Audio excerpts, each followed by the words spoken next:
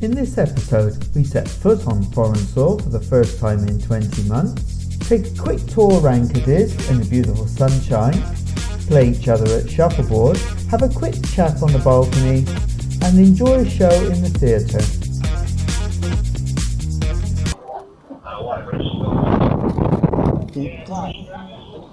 So this is it. Walking down the gangplank. Our first time going ashore on a cruise for 20 months. And doesn't it feel good? Weather's not particularly brilliant. Good morning. Weather's not particularly brilliant. Blowing a gale, beautifully warm, and just wonderful to be ashore.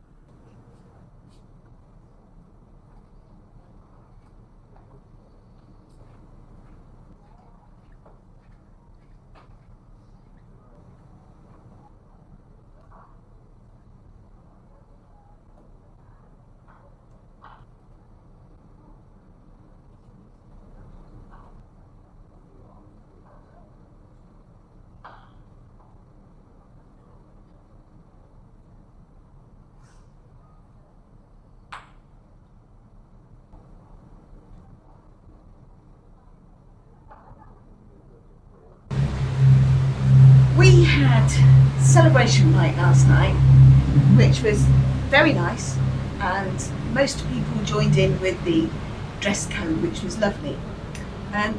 you used the booking system for dinner. How did that go? Well, I was a little bit disappointed, really. So we went and had our complimentary drink that the captain provided to us. Very nice, down in the Blue Bar. And we went on the queue at 7 o'clock last night for the Peninsula restaurant. There were 43 people in the queue in front of us. Fair enough, big restaurant, shouldn't take that long to go through. Half an hour later, we were up to 79 in front of us in the queue, which was a bit confusing. Then another quarter of an hour after that, so 3/4 of an hour after we booked, there were 90 people in front of us in the queue, which I got really confused with. So we waited because, it was an evening out, we weren't that unhappy, and we met some nice people in the Blue Bar we were chatting to. And then at 8:30, 25 past 8 actually, let's not exaggerate, I checked again and we weren't in the queue anymore. And we were told on the app that we should go to our assigned restaurant, which was the Oriental restaurant, which is actually closed because they're using it as a COVID testing centre at the moment. So at that point I thought, oh Lord. So we went down to the Peninsula restaurant and spoke to the lady on the desk there, who couldn't have been more pleasant and more helpful. And she said, oh, that's okay, we've got a table ready for you now.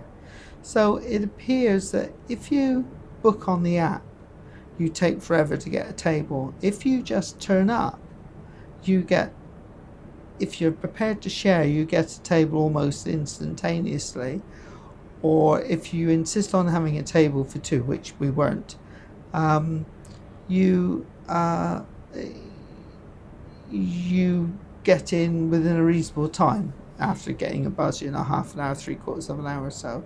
So very disappointed with the app and the way it works. So do you think it would be helpful if the app actually had an extra box so that you could identify whether you wanted a table for two or whether you were happy to share? Yeah, I think that would help. Because some people obviously want a table for two, and in these times you can quite understand that.